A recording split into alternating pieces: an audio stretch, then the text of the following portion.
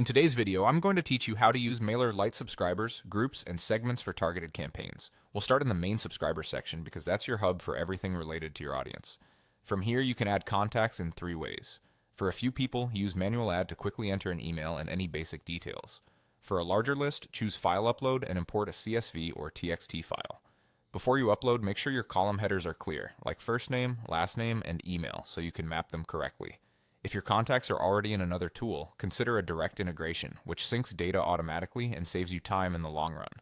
Once your contacts are in, it's time to organize them so you can send the right message to the right people. Think of groups as broad buckets you create. You might have a group for customers, a group for newsletter readers, or a group for webinar registrants. You can assign subscribers to one or more groups when you import them, or add them later from the subscribers list. Groups are great for big intentional categories that don't change unless you move people in or out.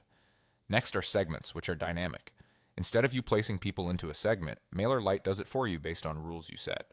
For example, you can create a segment for subscribers in a specific location, or people who have opened an email in the last 30 days.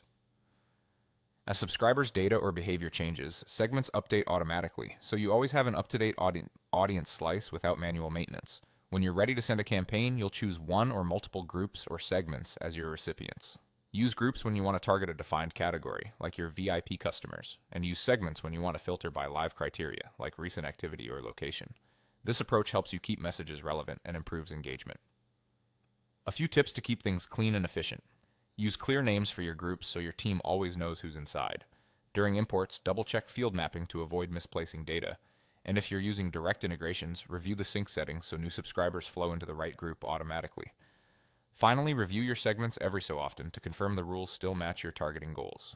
That's it. By importing or adding contacts, organizing them with groups and segments, and selecting them thoughtfully in campaigns, you'll deliver targeted, efficient communication every time.